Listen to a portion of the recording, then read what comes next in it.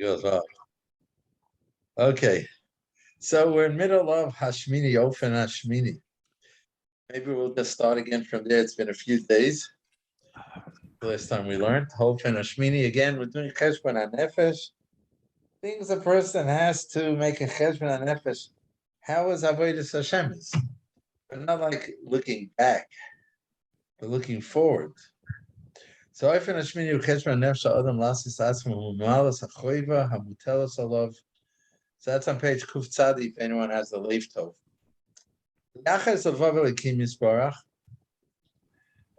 Are you fulfilling your obligation that's upon you to be miyachid your heart? Avodas Hashem, everything, all my desires, everything. Levavai. And there's two aspects to it. Number one, I have only one. There's only one emuna. God is one and only, and nothing to compare. As we discussed in the Shara Yichud, that's Perak Aleph. When you do any act of Avodas Hashem, whether it's an obligatory, one of the explicit mitzvahs, oy reshus, something you're taking upon yourself, perhaps eating, sleeping, that's all done as Avodas Hashem. Your intention should be only one. I'm doing it only for HaKadosh Baruch Hu. And then he discusses each part. Of the Emunah in Hashem is one. Echad Yochid Umiyuchad. You have no other God. You don't attribute any power to anyone but Hashem. Included in that is that the third animamin, Shena Guf, there's no form, shape, measurement, doesn't act the way we act. There's no physical description describe what Hashem is. All our descriptions, all our adjectives, all using all our imagination. For example, all science fiction. I remember hearing this from my Rebbe, is all somewhat based on something in this world. You take it to like all kind of places, right? But somewhere, because you can't imagine something that's outside of your world. So but HaKadosh Baruch Hu is outside of our world. He's in no way inside of our world, the physical world. So there's nothing in this world that could describe HaKadosh Baruch Hu in any way. That's the fourth animam. There's no beginning by him, there's no end. Just existence. He's one and there's no oneness like him. That's the second animam. There's no other creator. That's the first animam.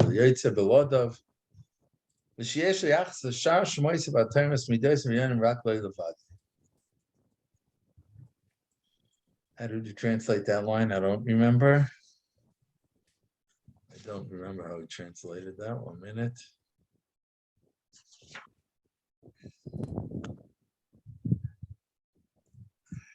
And likewise for his other names and attributes. Everything, whatever you refer to HaKadosh Baruch Hu, so I don't know how this fits in.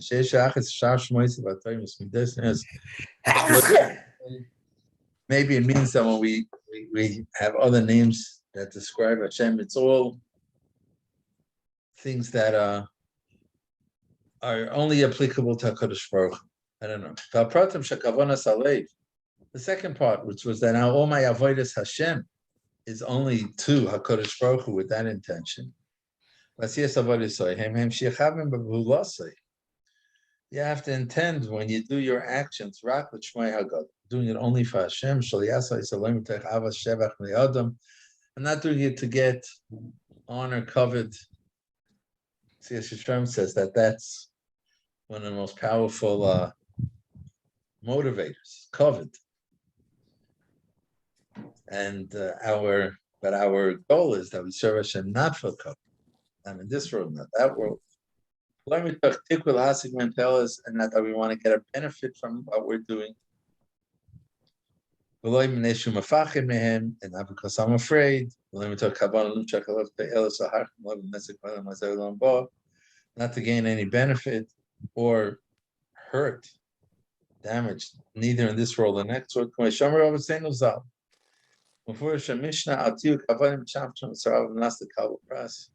Don't be like servants, slaves that serve their master in order to get some type of reward. I serve Hashem not to get reward, but my service to Hashem is pure. It's just to serve Hashem. I think this is where we got up to last week. How do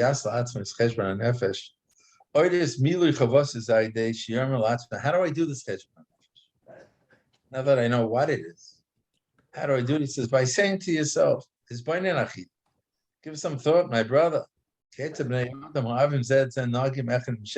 two people, picture two people who love each other, how do they act to each other? If one sees that the other person's heart isn't totally with him, and certainly if it's a master-servant relationship and the master sees that the servant is not totally with him, get angry. And then whatever the person does, it's not so acceptable. You're not so happy. Even if superficially the effect looks like he's doing it totally to serve him, to help him. My friend, I want to do the best I could for him. Still, if I know that he's not really doing it for that pure intention, so it makes me upset. And that's with factored in that the person. See what he says over here, if he does.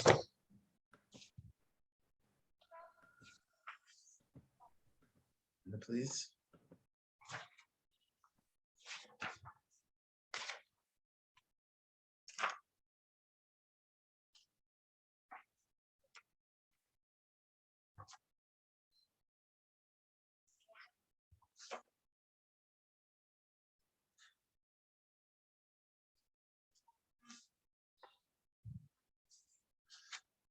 It's 8, 7. Okay.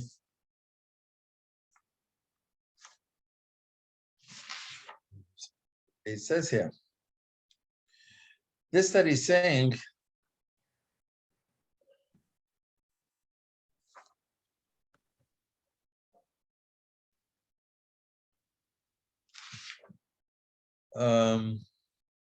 this yichud b'ma'aseh l'Elokim. So he says that this is really a halach in Shulchan Aruch. Shulchan Aruch, Simin Reish Lamed Aleph. Anything you have pleasure from in this world, you shouldn't have intent when you do it, says the Mechaber, for your enjoyment. The intention should be for Avodas Hashem. Pasuk in Mishlei, Ramu Chazal.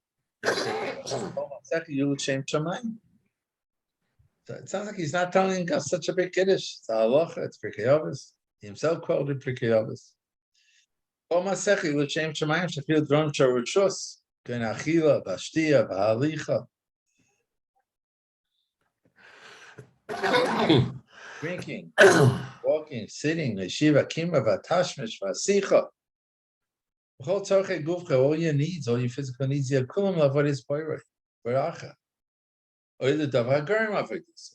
either directly to Avodas Hashem, or Avodas Hashem. I've gone Dvorah. That's my cheshbon and nefesh I make before I do the action.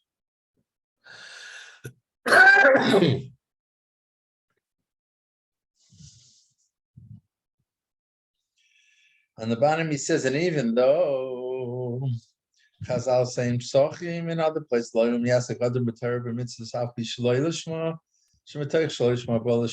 Chazal telling us that it's okay to serve Hashem, but what you have to know is what's the goal? The goal is to get the Lishma. And that's what we're discussing here. How do I get to that goal?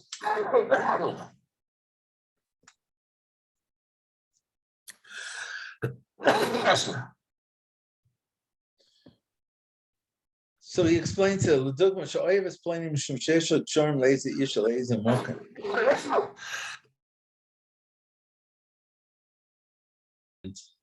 Looks like a friendship. So officially looks like a friendship. But you realize suddenly, that the friendship is because the other person is being a friend. Because he feels he could get a gain from you. He knows you have a good connection. Right? That's really going to upset you. Hey, you think he's your friend and he's doing it, I hope you, and the whole relationship is there, for you. And you suddenly find out that no, he's doing it for some other reason. So it ends up that he really doesn't even, the friendship's not real. So he's saying the same thing. If you're serving Hashem, but you're serving him for yourself, because you want to cover all those little shmos that he listed, then you're not really serving Hashem. It's not just like you're serving Hashem, Shaloi L'Shma. That's, maybe you could say that when you do it, Shaloi L'Shma Kedei, to do it L'Shma, then, so Yeloi L'Shma is lifted up also. Because what I'm hearing from him and from Rav Matisyahu here is that if I'm doing it Shaloi L'Shma, if I'm serving Hashem, but I'm doing it so I get covered, so then I'm not serving Hashem, I'm serving myself. I'm serving Hashem so I could have a benefit. That's not called serving Hashem, and that's a reason for him to be upset. So you're just trying to pull the wool over my eyes. You're trying to fool me that you're serving me. But I guess if it's I'm saying no, I'm not doing it. I know I'm doing it because I want to cover it, but it's not because I want to cover it. It's just I know that right now I'm human. I'm not motivated. I want to do it for you, Hashem. I'm looking for means, just like we could say that I'm eating. And the food might be enjoyable, but my intention of eating is so that I could have strength, that I could serve Hashem. When I serve Hashem, Shaloi L'Shma, because Mitoich L'Shma, Ba L'Shma, then in fact I am serving Hashem. And even though it looks like I'm doing for the coffee, for the money, for the whatever, this is mamash gavaldik, I think. I think what I'm saying is gavaldik. Right? Then my loy lishma is really lishma. I need help. I need a crutch. I'm sick right now. I need a crutch to walk. I can't walk. I have a broken foot. I need a crutch. I can't serve Yashav lishma. I'm not holding there, but I want to be there. And I'm doing these things with the intention that I should get used to doing it, and I'll be able to then drop the loy lishma and make it pure lishma. Then even what I'm doing to get the covet is really l'shem Hashem. But if I'm doing it just for the covet, then I'm trying to fool Hashem. It's like I'm doing superficially, I'm serving Hashem. I'm serving myself. I'm doing it for myself. I like covet, I like money, I like whatever. Just like two people who they look like they express, but one realizes the other guy is just doing it to get his connection. Then the whole friendship is it's not friendship at all. And he says, with the example with the Eved, even though the Eved is doing everything, so perhaps he's even doing more than he's necessary to do. When he realizes the Eved is only doing it for his own benefit, so all that favor, the other has so much pleasure in this worker. The king has this Sar, and he sees how dedicated the Zarah, the noble, is to his needs, he gives a tremendous pleasure. But if he then picks up that it's not like that, the Zarah really doesn't care too much about the king, but he likes what the king is giving him, then the guy loses favor in the king's eyes. He'll be upset. Oh. Says Ramat Yisrael on the bottom of this, an extra footnote. That's very good. That's very good. So I'm not a big serving Hashem. Okay. But when I do it, then my loy lishma is really also to come to the lishma. Be'emes. He says on the bottom, Hashem, Osu oiskim b'terem mitzvah shloy lishma, v'atash v'achum l'kabel masenu kilu hu avdus. He says, L'mais, we know that Kadosh Baruch Hu accepts the loy lishma. And he accepts it as if we're serving him. He says you should know, as the Chovos Avoda said in his mashal, it's a tremendous chesed that Hashem is doing for us. Because really, he shouldn't accept it. He should be angry. He should be upset. He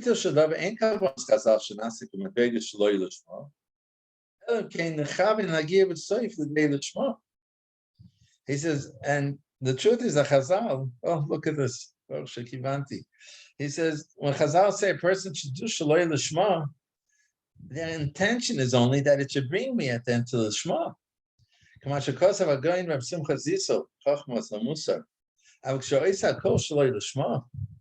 when I do everything, it's just for Loi Lishma, because can the help of the shame Shaloi Lishma. I do it the shame Shaloi Lishma, and came be'emes u'posel ve'en avoda kal. So then it's really, if your mom is doing it, he's saying, wow, he's saying your mom is doing it with the intention, just, it's a sting. I want to get your favor. I want you to think I'm a tzaddik, so I can rip you off. I want covet. I'm only interested in the covet. I'm not interested in serving Hashem. I like covet. I need covet. And I'm doing it just for myself. He says, then it's not avoid at all. He says the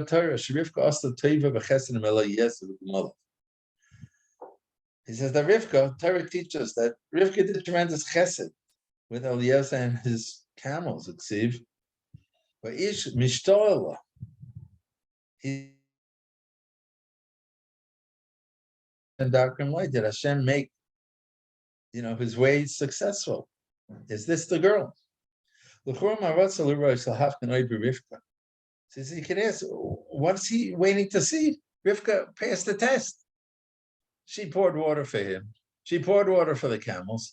What is he waiting to see? Ha'im, Hashem darkroom light. She did it. She already did it. Bir hasifurnu. Hashem darkroom. He wants to see, is this true chesed that she's doing? Or maybe she was doing it because she was expecting afterwards him to give her something. He had to see how it played out. Was her intentions pure? So you see from the Sapurnu that if she did want to get something, afterwards she would have been standing there expecting something, even something small, it would have undone that whole chesed that she did. Small thing could change an act from Lishma to Lishma. And on Noagim Kaper Kadosh Baruch Hu, it's mitzvahs rates some schar v'atova. He says, but we do the same thing. We serve Hashem, we want schar. So we have to be careful. That's what he's saying. We have to have cheshbon and nefesh. Why am I serving Hashem? This is like funny how it ties into what we talked last week. When the Sefer Bris, that Shiach's not coming yet because our actions are all for our good, and they're pretty pure. We want Olam Haba, right? We want this good, we want that good. We don't want our enemies, right? But it has to be Lishma. Here he's saying in a more general way, he's saying in all our actions, we have to make sure that our intention, and at least if we don't feel up to it and we need to use a crutch, we should know that we're using a crutch to get to where we could get one day without the crutch. So he says further, very nice. Very mechayiv. You gotta take this seriously. Because now you can't fool yourself anymore. So he said in the lifetime, even superficially, it looks like I'm doing the actions in the best, perfect way. That's even though a person needs the other person. He says, certainly, it's true. By Kodesh Baruch Hu, we need him. And if we do something for him, that we should get, it's not good. And he doesn't need us. He gains no benefit from us. And he sees in our deepest depths our intentions, why we're serving him. If so, how could it be? How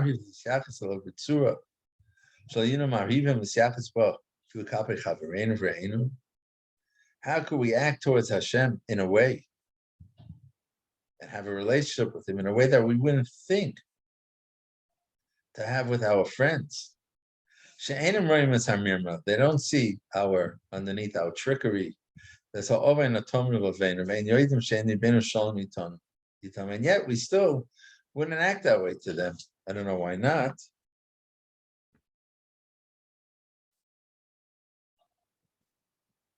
How can we hope that Hashem will desire our actions? If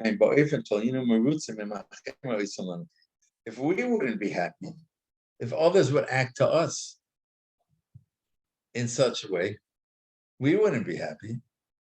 We would break that relationship. You just want something from me. I'm not interested.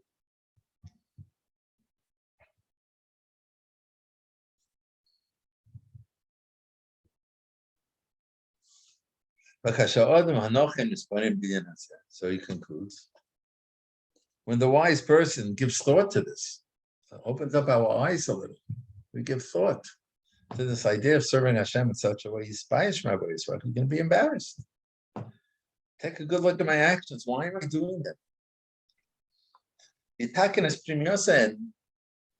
The result will be that you'll correct your insights. You'll correct your thoughts. You'll say, 1 minute. It's not doing the mitzvah for the code. Not doing it for that. I'm doing it because I want to serve Hashem.